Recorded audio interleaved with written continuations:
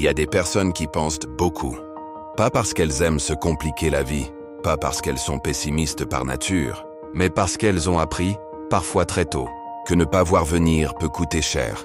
Alors elles anticipent, elles analysent, elles passent les situations au crible.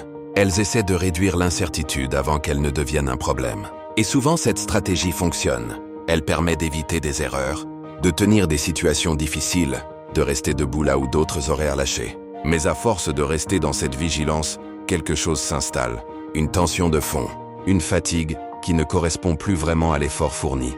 Et un jour, on leur dit qu'elles sont anxieuses, trop dans leur tête, trop sensibles, comme si le problème venait de leur manière d'être. À l'autre extrême, il y a des personnes qui font l'inverse. Elles pensent peu à ce qui pourrait mal se passer. Elles avancent avec une forme de confiance presque instinctive. Elles s'appuient sur l'idée que tout finira par s'arranger, que la vie trouve toujours un équilibre, que s'inquiéter ne sert à rien. Et là aussi, cette stratégie peut fonctionner longtemps. Elle permet d'avancer, de ne pas se freiner, de ne pas se laisser paralyser par la peur. Mais parfois, quand quelque chose survient sans prévenir, quand une situation dure plus longtemps que prévu, l'impact est d'autant plus violent qu'il n'avait jamais été envisagé. On oppose souvent ces deux manières de vivre, comme si l'une était saine et l'autre pathologique, comme si trop anticiper était une faiblesse et faire confiance une force. Mais cette opposition est trompeuse, parce que, dans les deux cas, il ne s'agit pas d'un état d'esprit. Il s'agit d'une manière de gérer l'incertitude, et surtout, d'une manière de croire, souvent sans le formuler clairement, que l'on pourra encaisser ce qui arrive. Certains essaient de se protéger en surveillant tout, d'autres en faisant confiance à tout. Les deux cherchent la même chose, réduire la charge intérieure, continuer à avancer sans s'effondrer. Et si ces stratégies peuvent tenir des années, ce n'est pas parce qu'elles sont parfaites, c'est parce qu'elles reposent sur une adaptation efficace, tant qu'elles restent dans certaines limites. Le malentendu commence quand on confond adaptation et solidité. Quand on croit que, parce que quelque chose fonctionne, il peut fonctionner indéfiniment. Quand on oublie que tenir n'est pas la même chose que récupérer. Ce qui est rarement questionné, c'est une hypothèse silencieuse. L'idée que la capacité d'encaissement est stable, que l'on peut demander au corps et à l'esprit de s'adapter encore et encore, sans que cela ait de conséquences profondes. Or, cette capacité n'est ni constante, ni inépuisable. On peut très bien continuer à fonctionner, à décider, à travailler, à assumer, tout en consommant progressivement ses marges. On peut tenir sans s'écrouler, mais en restant de plus en plus tendu. On peut avancer sans s'arrêter, mais en s'éloignant peu à peu de ce qui permet réellement de récupérer. Et tant que rien ne casse, ce fonctionnement paraît normal. Il est même souvent valorisé. On admire ceux qui anticipent tout. On admire ceux qui doutent de rien. On appelle cela de la force, de la maturité, de la résilience. Mais cette lecture passe à côté de l'essentiel. Ce qui est en jeu n'est pas la quantité d'optimisme ou d'inquiétude. Ce n'est pas une question de mental, de volonté ou de caractère. Ce qui est en jeu, c'est la relation entre ce que l'on exige de soi, ce que l'on croit possible, et ce que l'organisme peut réellement soutenir dans la durée. Tant que cette relation reste équilibrée, tout semble aller bien. L'anticipation donne l'impression de maîtriser. La confiance donne l'impression d'avancer librement.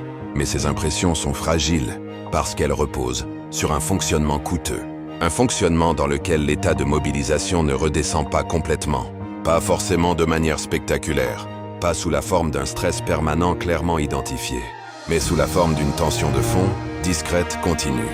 Et c'est là que quelque chose d'important se joue. Le problème n'est pas qu'il y ait trop de stress. Le problème est que le corps ne retrouve plus vraiment l'état dans lequel le stress se termine. Il n'y a plus d'alternance nette entre tension et relâchement, entre mobilisation et récupération. L'état d'alerte, qui devrait être ponctuel, devient le terrain de base sur lequel tout le reste s'organise. À ce moment-là, on peut encore fonctionner, on peut encore réfléchir, on peut encore décider. Mais tout demande un peu plus d'effort qu'avant. Et comme cette transformation est progressive, elle passe souvent inaperçue. On ne se dit pas que quelque chose ne va pas. On se dit qu'il faut faire un peu plus attention, un peu plus d'effort, un peu plus de contrôle, ou au contraire un peu plus de lâcher prise, sans voir que le problème n'est plus dans la stratégie choisie, mais dans l'état général du système qui utilise cette stratégie. C'est ce cadre qu'il faut poser avant d'aller plus loin, sortir d'une lecture morale, sortir de l'idée qu'il y aurait des gens trop anxieux et d'autres suffisamment confiants. Comprendre que ce qui est en jeu est beaucoup plus simple et beaucoup plus profond à la fois. Il s'agit de comprendre Ce qui se passe quand une adaptation efficace devient un mode de fonctionnement permanent, et ce que cela coûte silencieusement, quand l'organisme n'a plus l'espace nécessaire pour redescendre. Quand cette adaptation devient permanente, elle ne se manifeste pas tout de suite par une crise. Il n'y a pas de rupture nette. Il n'y a pas de moment précis où tout bascule d'un coup. Il y a d'abord un glissement difficile à identifier, parce qu'en apparence, tout continue de fonctionner. La personne qui anticipe beaucoup continue d'anticiper. La personne qui avance avec confiance continue d'avancer. Les décisions sont prises. Les journées se remplissent. Les responsabilités sont assumées. Mais quelque chose a changé dans le fond. Ce qui change, ce n'est pas la capacité à faire face. C'est la capacité à redescendre après avoir fait face. Au départ, l'état de mobilisation s'active face à une situation précise. Il monte quand il faut être attentif, réactif, concentré. Puis une fois la situation passée, il redescend. Le corps récupère. L'esprit se relâche. L'équilibre revient.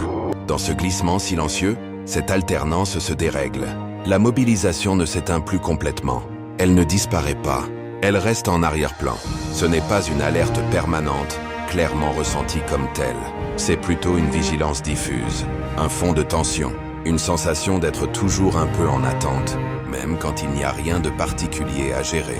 C'est souvent à ce moment-là que les personnes commencent à dire qu'elles sont fatiguées sans comprendre pourquoi. Elles dorment, elles se reposent, elles essaient de lever le pied, mais le repos ne repose plus vraiment. Et c'est là une distinction essentielle. Se reposer, ce n'est pas forcément récupérer. On peut s'arrêter sans que le corps relâche réellement. On peut dormir sans que les systèmes internes retrouvent leur rythme normal. On peut ne rien faire, tout en restant intérieurement mobilisé. La récupération n'est pas seulement une question de temps. C'est un processus actif du corps. Un retour à un état où l'alerte s'éteint, où les tensions se réorganisent, où les réserves se reconstituent. Quand cet état n'est plus accessible spontanément, le repos devient superficiel. Il donne l'impression de faire une pause, mais il ne restaure pas vraiment. C'est pour cela que beaucoup ont le sentiment de ne jamais repartir complètement à zéro, même après un week-end, même après des vacances, même après une période où, objectivement, ils ont moins fait. Ce n'est pas qu'ils n'ont pas assez arrêté, c'est que l'organisme n'a pas retrouvé les conditions nécessaires pour récupérer. Dans ce contexte, les stratégies habituelles commencent à se rigidifier. L'anticipation n'est plus un outil que l'on utilise quand il faut réfléchir. Elle devient une posture permanente. Même en l'absence de problème identifiable, l'esprit continue de balayer ce qui pourrait arriver, ce qui pourrait mal tourner, ce qui devrait être prévu. Non pas parce qu'un danger est là, mais parce que l'idée de ne pas être prêt devient elle-même inconfortable. De l'autre côté, la confiance se transforme elle aussi. Elle cesse d'être un choix conscient. Elle devient une nécessité. Ne pas douter devient indispensable pour continuer à avancer.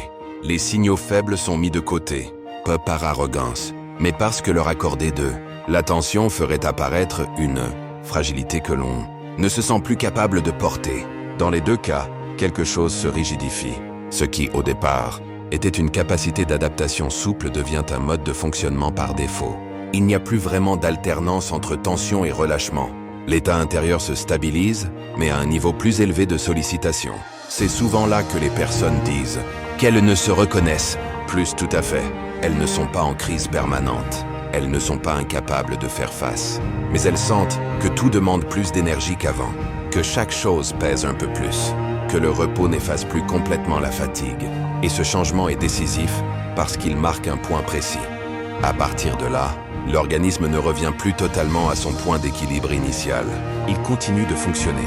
Il encaisse. Mais il le fait avec une marge plus étroite. Ce n'est pas encore une souffrance manifeste. Ce n'est pas encore une rupture. C'est un terrain qui se modifie silencieusement. Et tant que ce glissement n'est pas reconnu pour ce qu'il est, on continue à chercher des solutions au mauvais endroit. À se dire qu'il faudrait mieux gérer, mieux penser, mieux lâcher prise, ou au contraire mieux contrôler. Sans voir que le problème n'est plus la stratégie utilisée, mais le fait que l'état intérieur ne redescend plus vraiment.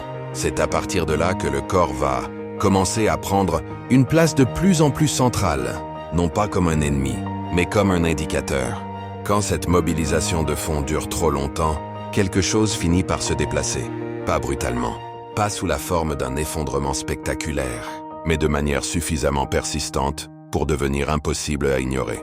Ce déplacement se fait du côté du corps. Au début, les signaux sont discrets. Il ne crie pas, il ne paralyse pas, il dérange. Une fatigue qui ne correspond plus vraiment à ce que l'on a fait. Une sensation de lourdeur ou de tension qui s'installe sans raison évidente. Un corps qui fonctionne toujours, mais avec moins de souplesse, moins de réserve. Puis, avec le temps, les manifestations deviennent plus concrètes. Des douleurs qui apparaissent, se déplacent, disparaissent, puis reviennent ailleurs. Un sommeil plus léger, moins réparateur. Des réveils où l'on a l'impression d'avoir dormi sans vraiment s'être reposé.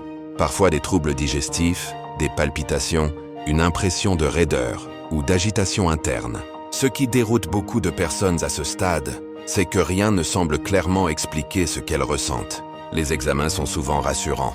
Les bilans ne montrent rien de franchement anormal. Et pourtant, la gêne est là, la fatigue est là, la douleur est là. Ce décalage crée une confusion profonde. On commence à douter de soi, à se demander si l'on n'exagère pas, si tout cela n'est pas dans la tête. Mais ce qui se joue ici n'a rien d'imaginaire. Un organisme qui reste trop longtemps mobilisé finit par perdre une capacité essentielle, celle de faire la différence entre ce qui nécessite une réponse intense et ce qui ne la nécessite pas. Les seuils se déplacent. Ce qui était autrefois neutre devient pénible. Ce qui était supportable devient fatigant. Ce qui passait sans effort demande maintenant de l'énergie. Le corps ne fait pas cela par erreur. Il ne se dérègle pas sans raison. Il signale simplement qu'il fonctionne depuis trop, longtemps au-delà de ce pourquoi il est conçu. Quand il n'y a plus assez de moments où l'alerte peut réellement s'éteindre, le système reste en tension, même en l'absence de danger. Et à un moment, cette tension doit s'exprimer quelque part. C'est pour cela que les stratégies habituelles cessent d'être efficaces. Anticiper davantage n'apaise plus. Faire confiance ne suffit plus à faire disparaître les symptômes. Le corps ne répond plus aux injonctions mentales, non pas par opposition, mais parce que la pensée ne peut plus, à elle seule, compenser cet état de surcharge. Cela peut être vécu comme une trahison. On a l'impression que son propre corps devient un obstacle, qui l'empêche d'avancer comme avant, qui l'impose des limites incompréhensibles. En réalité, il fait exactement l'inverse. Il rend visible une limite qui existait déjà, mais qui était jusque-là masquée par l'adaptation.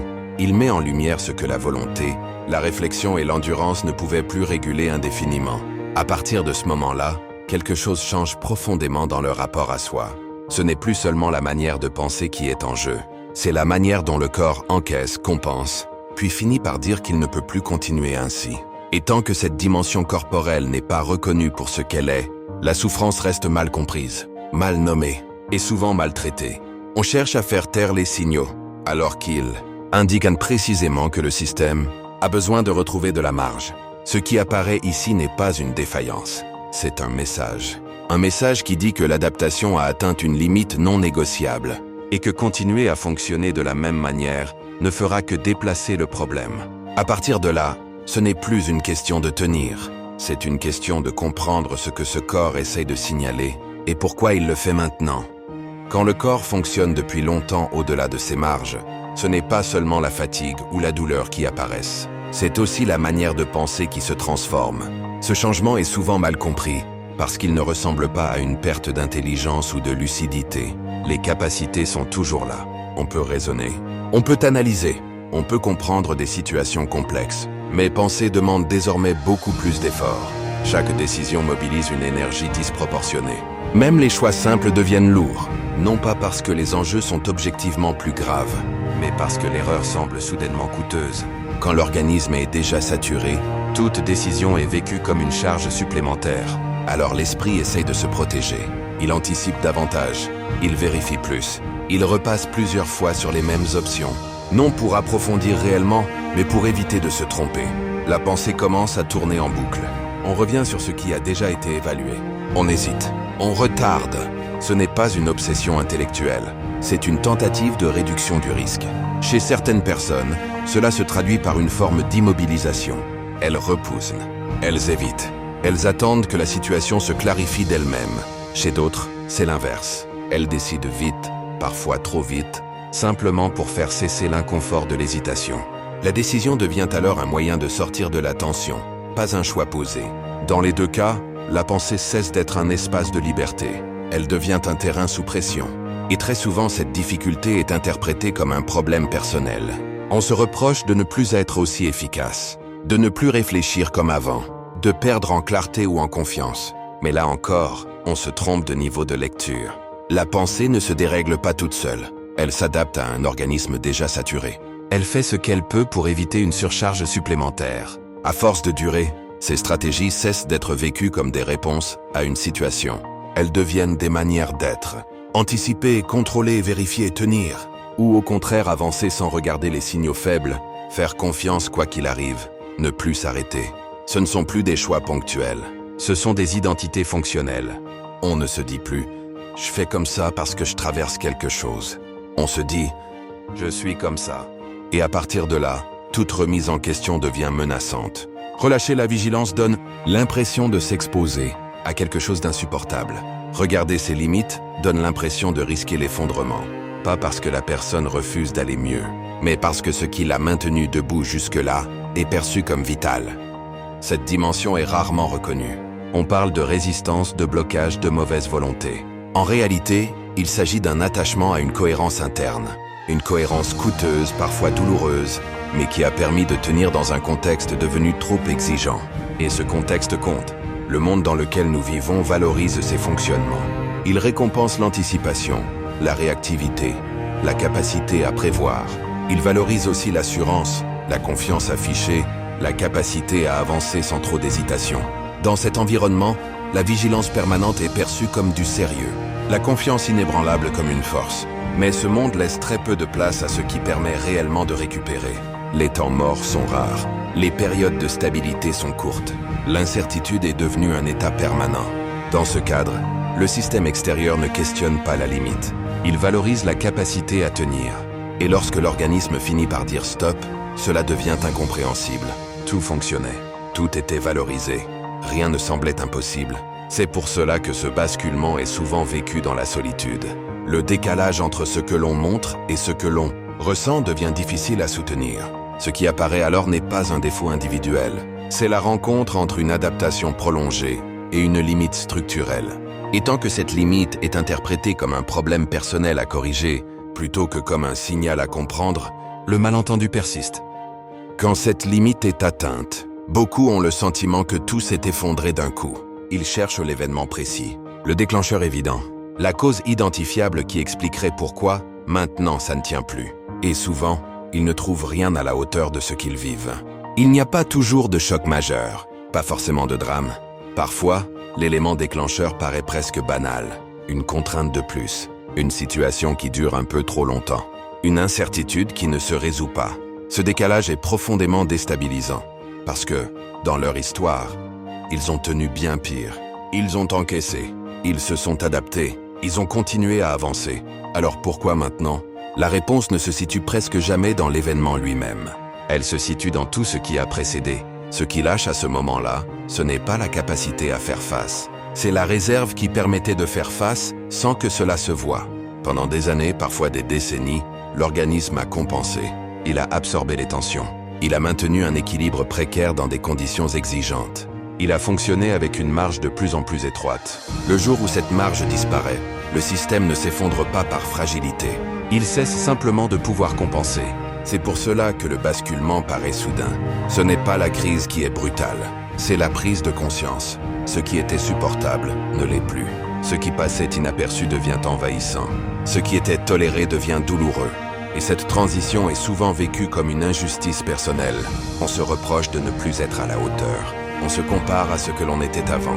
On cherche à retrouver coûte que coûte le fonctionnement précédent. Mais ce fonctionnement n'était pas gratuit. Il reposait sur une dépense continue qui n'est plus possible. À ce stade, continuer à forcer n'est plus une preuve de courage. C'est une incompréhension de ce qui est en train de se jouer. Ce moment n'est pas un échec. Ce n'est pas une défaillance, c'est un signal. Un signal qui indique que l'adaptation, telle qu'elle a été mise en place, ne peut plus continuer sans transformation. Et tant que ce signal est interprété comme un problème individuel à corriger, plutôt que comme une limite structurelle à reconnaître, la souffrance reste mal comprise. Une autre lecture devient alors possible. Une lecture où l'on cesse de se battre contre les signaux, où l'on comprend que l'inquiétude, la fatigue, la douleur, la confusion ne sont pas des ennemis à faire taire, mais des indicateurs d'un système qui fonctionne depuis trop longtemps, au-delà de ses marges. À partir de là, la question centrale change. Il ne s'agit plus de se demander « Comment faire pour ne plus ressentir ça ?» mais plutôt qu'est-ce qui permettrait à l'organisme de retrouver suffisamment de marge pour que cette alerte ne soit plus nécessaire? Ce déplacement est discret, mais décisif, parce qu'il remet l'équilibre au centre plutôt que la performance, parce qu'il redonne une place au relâchement réel, pas seulement affiché, parce qu'il permet d'envisager un autre fonctionnement, qui ne repose plus sur la mobilisation permanente. Cela ne signifie pas vivre sans contrainte, ni vivre sans inquiétude. Cela signifie cesser de confondre adaptation et épuisement, confiance et aveuglement, vigilance et sécurité. Ce qui peut alors commencer à se réorganiser ne se décrète pas. Cela ne se force pas. Cela émerge lorsque les conditions redeviennent compatibles avec ce que le vivant peut réellement soutenir dans la durée. Comprendre cela ne résout pas tout, mais cela permet de cesser de lutter contre le mauvais adversaire. Et souvent, c'est à cet endroit précis que le chemin change de nature.